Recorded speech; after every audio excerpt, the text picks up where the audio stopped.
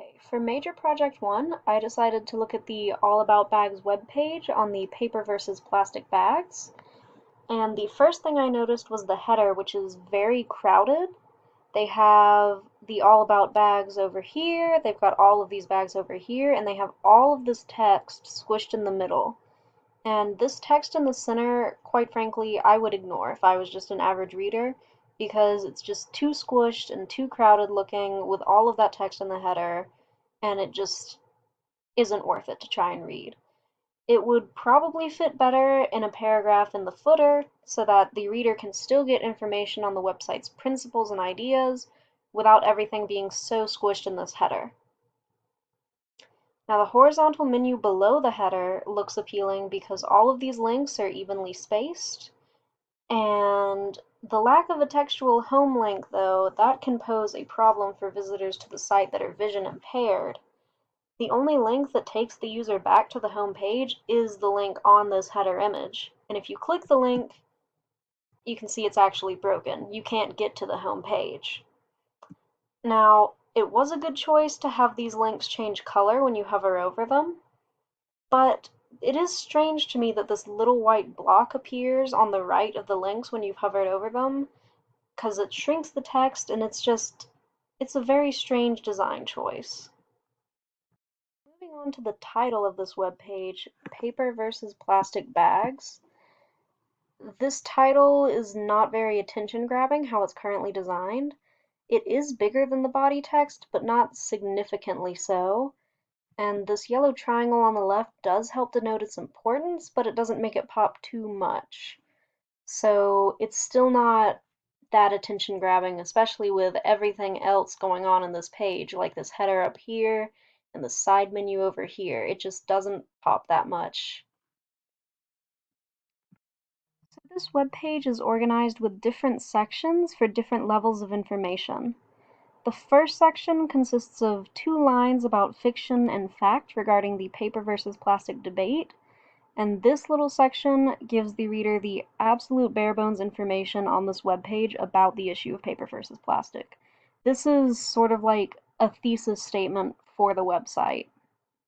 Now, following this section is the second section that has a little bit more information.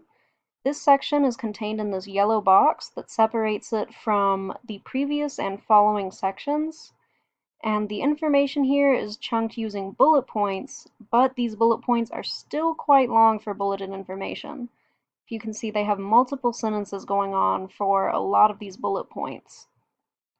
I would also like to point out that in the previous section, it mentioned specific points where plastic bags outperform paper bags, and that's on manufacturing, on reuse, and on solid waste volume and generation. But if we go down to section 2, here's our solid waste, here's reuse, here's manufacturing, but they've added another area for on-resource use. So it's a little strange to me that if the plastic bags are outperforming paper bags on resource use, they wouldn't include this information in their bare bones statement in section 1. It's just a strange choice. Now, immediately after the second section is the longest section of the website. Its title here is More Detail, but this title is easy to miss since it's the same size as the body text, and it's just the same font, it's the same everything. It's really hard to miss, or really easy to miss, sorry. Now it's further separated from this boxed off section with these images here of the paper and plastic bags, but these are not the best images to use, particularly because they are pretty low res. If I zoom in on them here, you can see just how pixelated they are, especially this plastic bag over here that has all sorts of stuff going on that just does not look good. Now, back to this section, it starts with bullet points, just like the other 2 sections, or rather, the other 1 section. This one does not start with any bullet points at all because it is so bare bones. But this one does have bullet points. They are a little shorter than the previous section's bullet points for the most part, but they are still quite long for bullet points with these information. After this information, we get links that'll take us to these subsections below. So if you'll notice, there's actually yet another added area that was not mentioned in the first 2 sections. Now, the first section had manufacturing, reuse, and solid waste. Then the second added resource use. And then the third section here we've added on recycling. So once again, there's more information that was not even alluded to in the first or second sections that has now been added on into the third, which is yet again another strange choice that I don't really understand. So if we go to these links, clicking them will take you down to the page, to the subsection, like clicking on 1, we get to on resource use.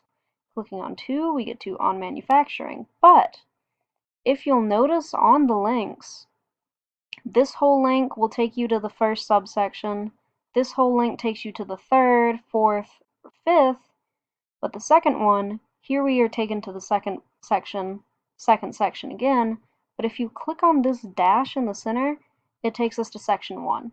So that's just a little link that they need to fix.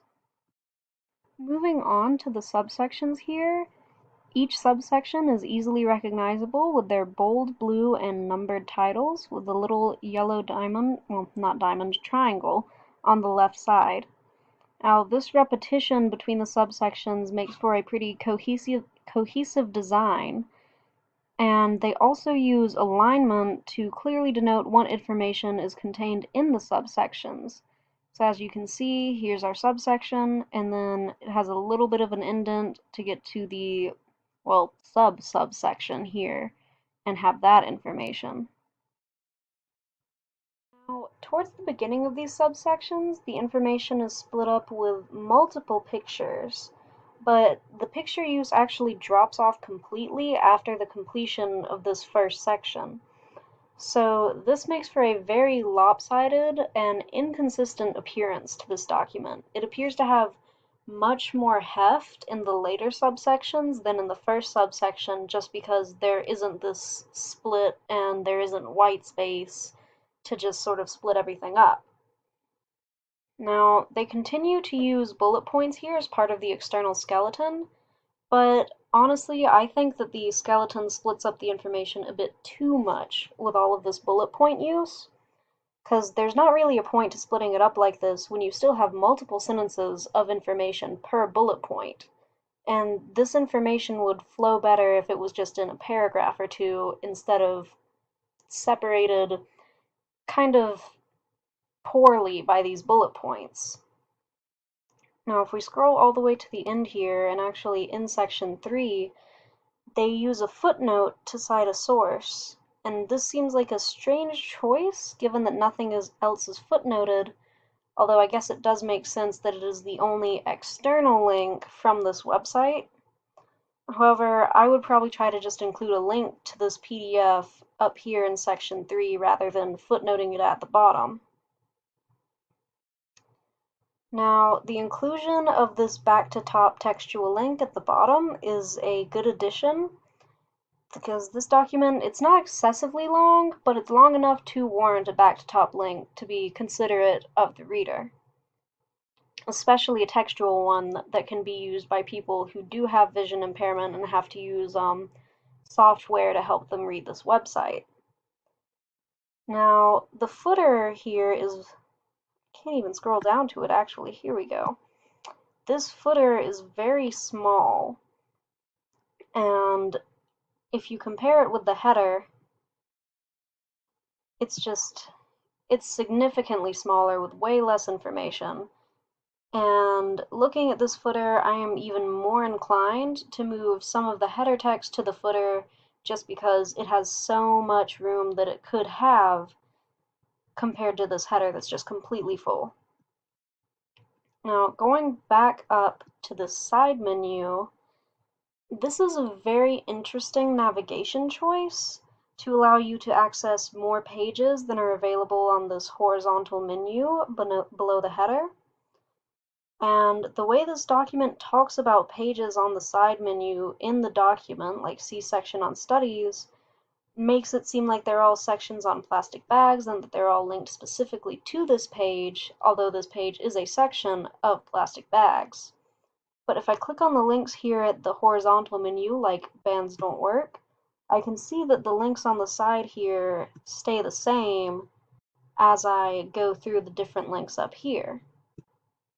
So these are all sections on plastic bags, but it's just a strange navigation choice to have these two different menus for all of these different pages. After reviewing this web page from All About Bags, I've made an edited version that is available on the paper versus plastic page on my website. Go check it out to see how I changed all of the issues I've seen with this original website.